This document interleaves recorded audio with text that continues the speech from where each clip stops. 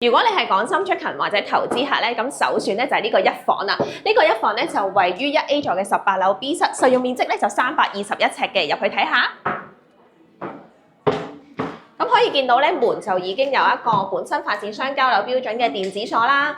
之後咧就會係一個一字形嘅廳嘅，咁闊都有成2.5米。如果咧喺門口咧落翻出嚟呢個長度都有5.4米嘅，所以都相當之闊落嘅。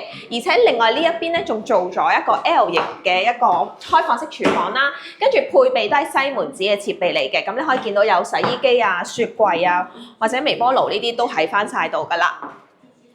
之後我哋望下先。喺客廳出邊呢一度咧就落地玻璃窗，行翻出去咧就係露台個位置嚟嘅。咁個露台個空間咧都相當之大嘅，因為都有22尺嘅。咁如果你話擺翻台啊、凳啊，咁完全冇問題。咁個冷氣機平台就會喺隔離。好啊，我哋再望下個主人房先。呢個主人房呢個空間亦都好大、好實用、好方正嘅。咁如果你擺到雙人床咧，呢邊擺書台、衣櫃都一定冇問題，夠晒空間。咁個浴室咧就會喺翻個主人房行翻入去呢一邊啦。咁呢一度咧就會以翻啲簡潔啊、白色嘅為主嘅，咁就淋浴間嘅設計。咁你見個空間感咧都幾好喎，321尺開呢間。